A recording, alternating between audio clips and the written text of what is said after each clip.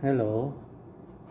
Um, Ngayon, ito namang BP aparato sa aking i-discuss sa video na to. Bali, ito yung aparatos na malimit nating makita sa ospital, sa clinic at iba pa mga health facilities.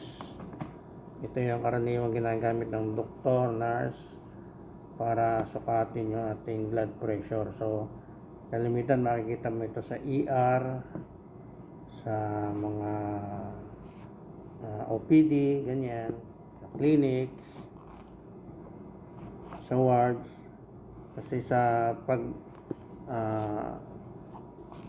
pag-analyze o pag-diagnose ng iyong kalusugan o ano man sakit, dito nag-uumpisa sa pagsukat ng blood pressure. Kaya ito ang kumbaga standard na starting point sa medical care.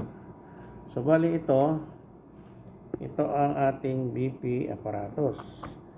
Itong parte na to, itong hinahagod ko na to, yan ang BP cup kung tawagin. BP as boy and P, cup CUFF. So BP cup ay BP cup sorry. At sa loob nito ay mayroong rubber balloon. Ito nasa loob yan.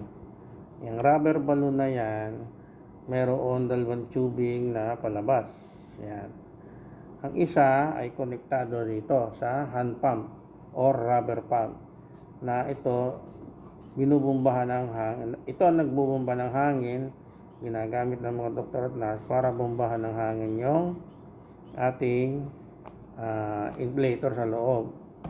At ito naman yung ating pressure gauge. So ikakabit natin ito dito dahil wala akong cameraman, wala pa rin akong yung head cam. So bali, stop muna natin.